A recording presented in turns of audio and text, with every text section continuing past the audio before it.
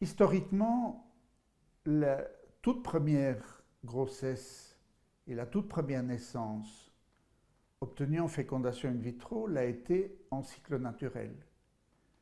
Il y avait donc un seul œuf, un seul embryon qui s'est accroché et qui a donné Louise Brown, qui est le premier enfant né en Angleterre d'ailleurs, d'une technique de fécondation in vitro. Mais très vite, on s'est rendu compte que la plupart des embryons ne se développent pas. C'est une caractéristique de l'espèce humaine, aussi bien en reproduction naturelle que dans les techniques de procréation assistée.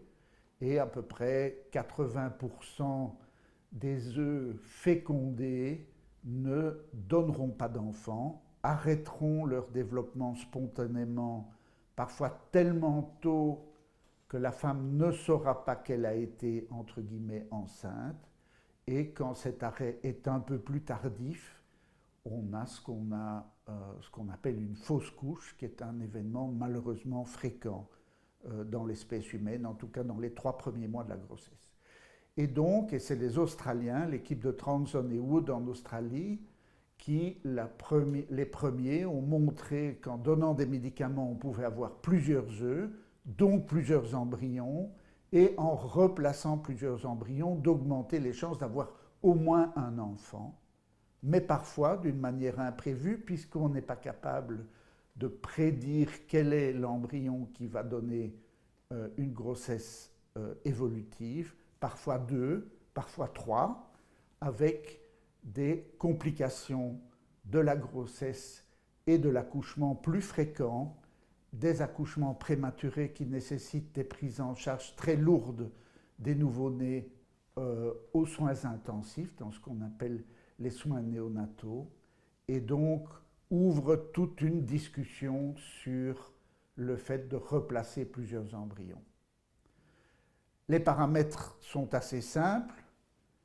Comment choisir le bon embryon, non pas au sens qualitatif, mais au sens qu'il va être capable d'aller jusqu'au bout de la grossesse et de donner l'enfant qui est désiré, est un sujet de recherche dans lequel un certain nombre de progrès ont été faits depuis Louise Brown, qui est née fin des années 70, mais qui reste encore aujourd'hui très imparfait.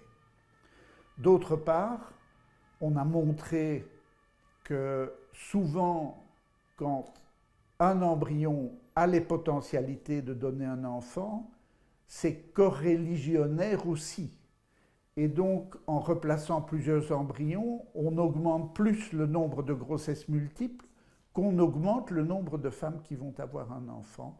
Et donc, progressivement, partout dans le monde, on a réduit le nombre d'embryons que l'on transfère.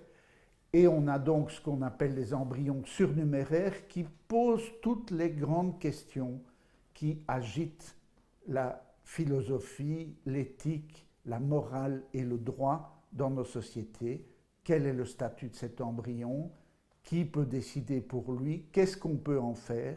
Qu'est-ce qu'on ne peut pas en faire? Ce sont toutes des questions qui sont issues de cette tension entre le maximum de chances de grossesse, mais le minimum de grossesses multiples, puisque ces grossesses multiples, même si souvent les parents rêvent d'avoir des jumeaux quand ils ont eu de longues années de stérilité, ils nous disent « Oh, docteur, comme ça, la famille est complète et le problème est réglé ». Malheureusement, les données de santé publique nous montrent que l'espèce humaine est faite pour faire les enfants un à un. Les jumeaux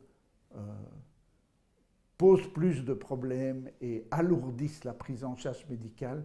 Heureusement, la plupart du temps, les choses se terminent bien. Au-delà des jumeaux, ça devient vraiment extrêmement compliqué.